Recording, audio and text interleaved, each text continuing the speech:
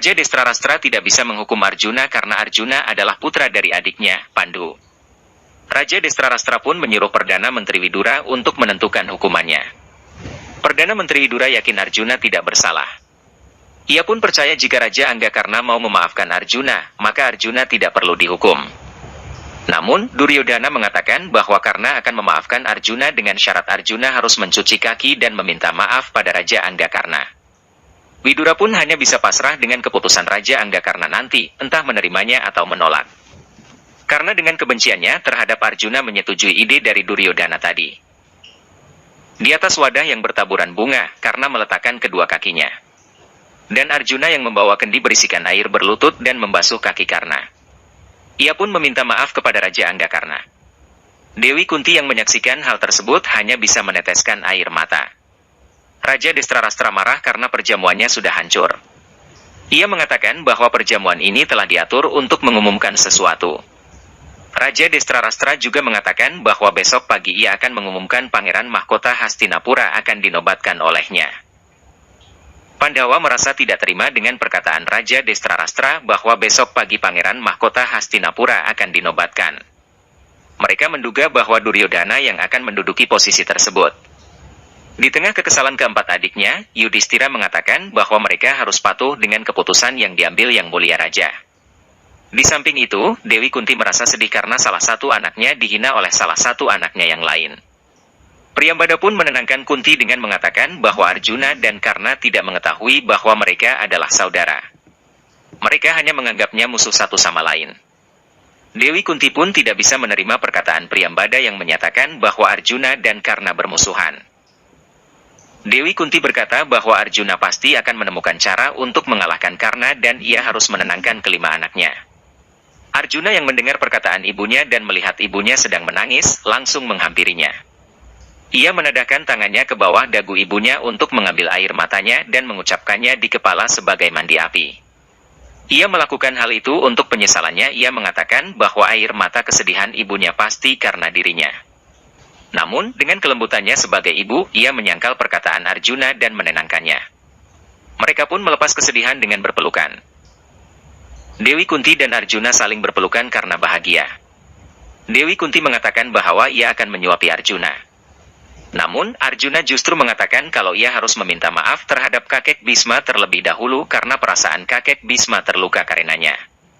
Setelah itu, baru Arjuna akan datang kembali dan makan bersama ibunya. Arjuna datang dan memberi salam terhadap kakeknya, Bhisma. Namun, Bhisma mengatakan kalau kejadian hari ini sangatlah tidak pantas. Arjuna meminta maaf atas kejadian yang terjadi tadi. Kakek Bhisma justru bertanya kepada Arjuna mengapa ia harus meminta maaf, padahal Bhisma pun merasa apa yang dilakukannya tadi juga tidak pantas termasuk perlakuan Raja Destrarastra. Ia dan Widura pun hanya bisa diam tanpa melakukan apa-apa.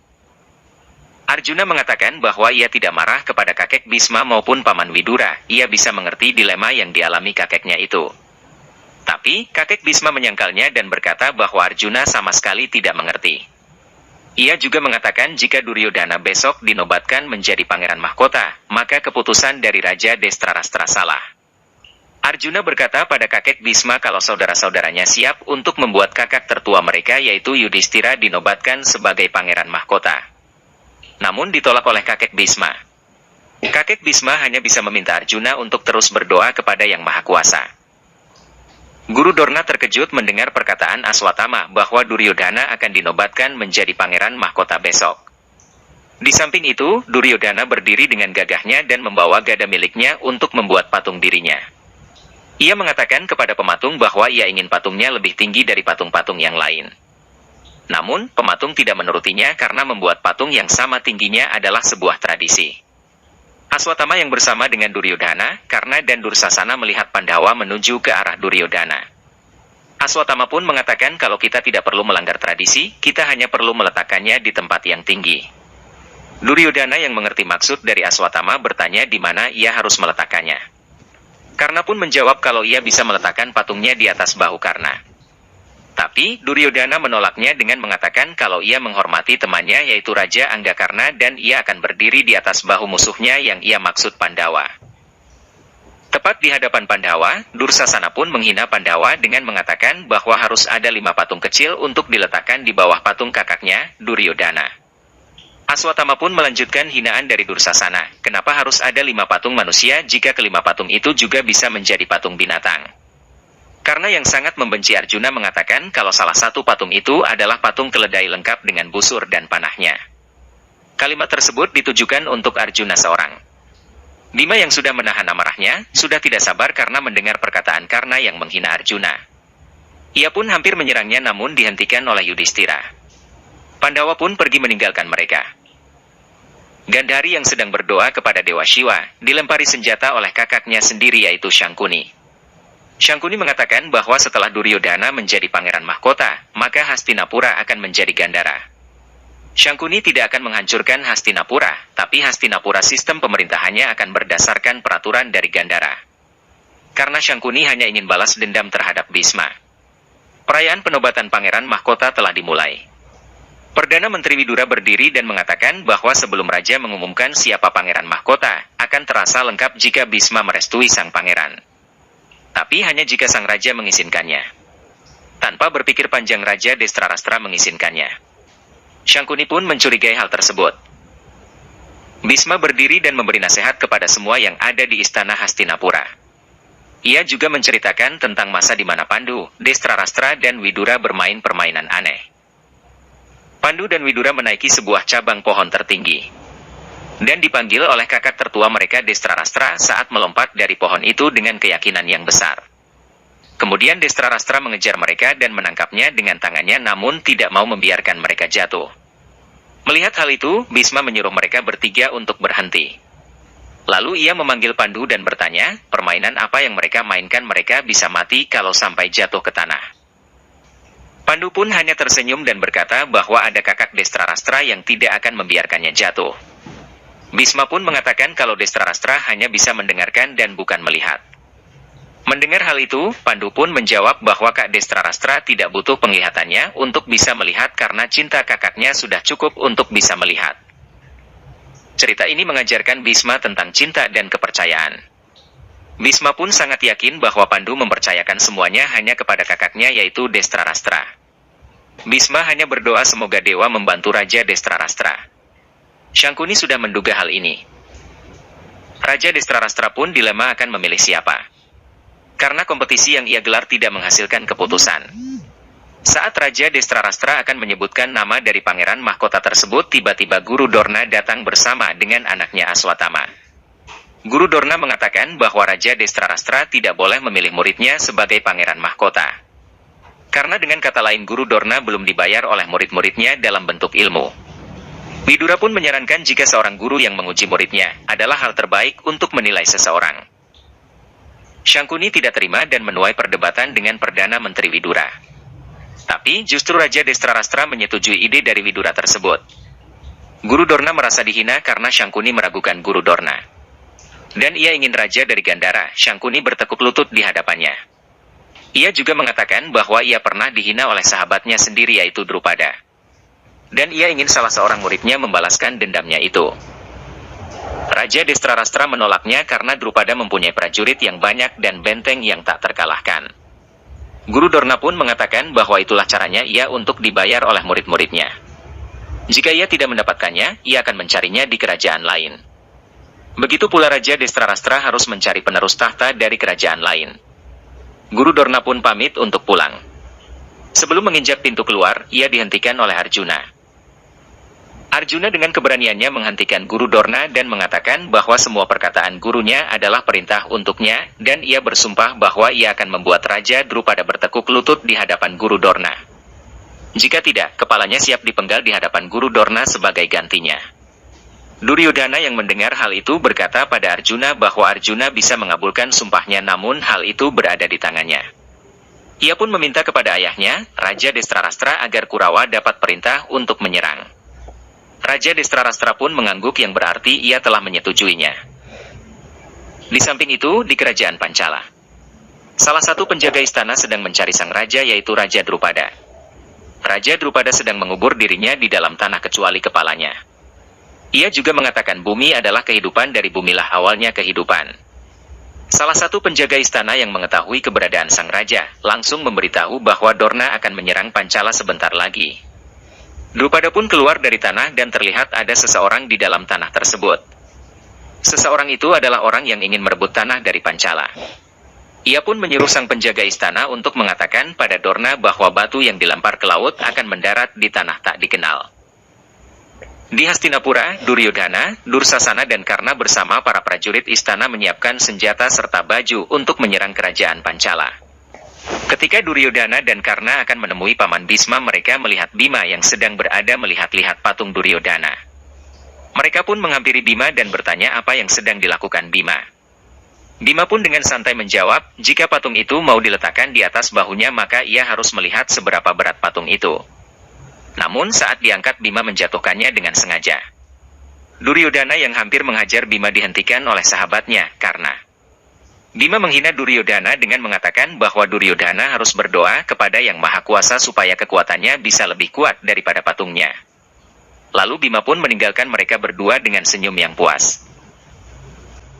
Pagi hari di Hastinapura, Arjuna sedang menyusun formasi strategi perang untuk menyerang kerajaan Pancala. Subadra datang dengan senyum yang ceria.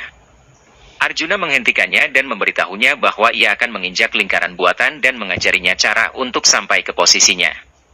Subadra pun bertanya apa yang sedang Arjuna lakukan kepadanya. Arjuna pun menjawab bahwa ia sedang mengajarinya menari dan memberi pujian kepada Subadra bahwa menarinya cukup bagus. Arjuna juga jujur bahwa itu bukanlah lingkaran buatan tapi formasi perang. Arjuna bertanya pada Subadra mengapa ia menemuinya. Subadra pun menjawab bahwa ia ingin menanyakan judul lagu yang Arjuna mainkan waktu itu.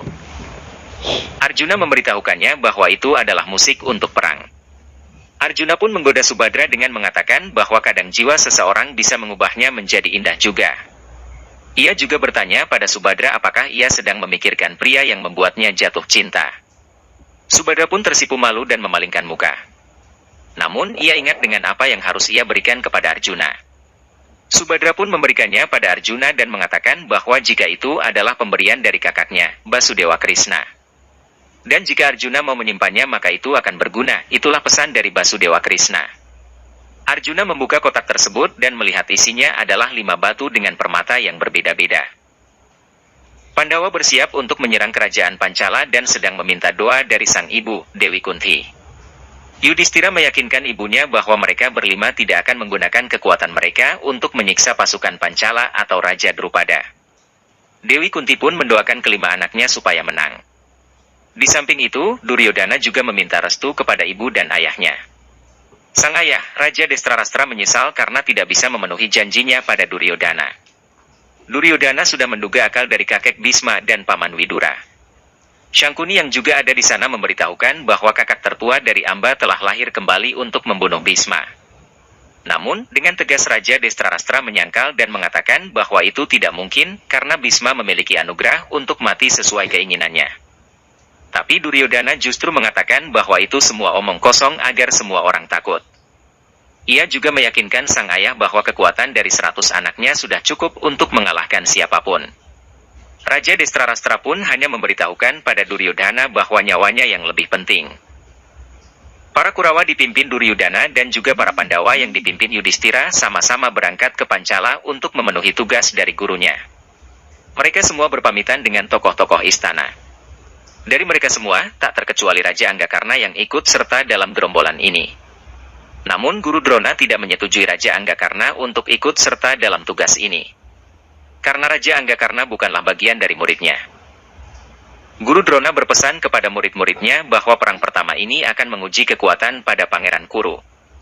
Baik Drona dan anaknya, Aswatthama, tidak akan ikut ambil bagian dalam perang ini. Hal ini dilakukan karena Drona telah menerima tantangan dari Drupada yang merupakan sama-sama murid dari Resi Bharadwaja. Guru Drona menolak bantuan dari yang bukan muridnya. Drona meminta bahwa pada muridnya harus yakin dengan kekuatannya sendiri. Drona tidak yakin dengan orang yang bukan muridnya, oleh karena itu dirinya tidak menerima bantuan dari orang tersebut dalam tugas ini. Orang yang dimaksud tersebut adalah Raja Anggakarna. Kemudian pada pangeran berangkat dan meninggalkan Raja Anggakarna dari barisan. Ke-105 pangeran Hastinapura ini berangkat dengan gagah berani menuju medan tempur melawan Drupada Raja Pancala. Kunti yang melihat insiden ini turut bersedih melihat nasib dari Karna. Setelah sampai di perbatasan dekat dengan Pancala, para pangeran bersiap untuk pertempuran esok hari. Namun di sela-sela itu, para Pandawa tetap saling bercanda. Para Kurawa memikirkan strategi untuk esok hari yang akan dipimpin oleh Duryudana, Dursasana dan Wikarna. Para Kurawa berusaha untuk menembus labirin dari Raja Drupada. Aswatama mengingatkan bahwa sebelum mengalahkan harus mengalahkan Sri Kandi. Aswatama mengingatkan bahwa jenderal dari Drupada adalah manusia yang abadi. Tak peduli berapa kali musuh membunuhnya, dia selalu menemukan cara untuk hidup kembali. Kemudian Aswatama menyarankan agar mengikat jenderal dari Raja Drupada dengan pasastra. Kemudian Duryudana menanyakan tentang pasastra kepada adiknya. Wikarna mengetahui cara menggunakan pasastra, namun dirinya tidak yakin. Aswatama mengatakan bahwa Arjuna bisa melakukan pasastra. Duryudana segera menolak ide dari Aswatama itu. Kakak tertua Kurawa ini menginginkan bahwa bagaimanapun caranya Raja Drupada harus kalah hanya oleh tangannya. Raja Drupada sedang melihat jenderalnya berlatih dan mengatakan bahwa Drona akan datang dengan 105 pangeran dari Hastinapura. Raja Drupada meminta agar jenderalnya menangkap mereka semua, kemudian Bisma pasti akan datang untuk menyelamatkannya. Maka tujuan hidupnya akan segera terpenuhi. Dan Pancala akan mengambil alih Hastinapura. Putri Sri Kandi sedang menuju ke sungai untuk mandi, kemudian ia melepaskan semua perhiasannya dan segera menuju ke sungai. Sri Kandi teringat dengan masa lalu dalam kehidupannya yang sebelumnya. Api dendam kepada Bisma kembali berkobar.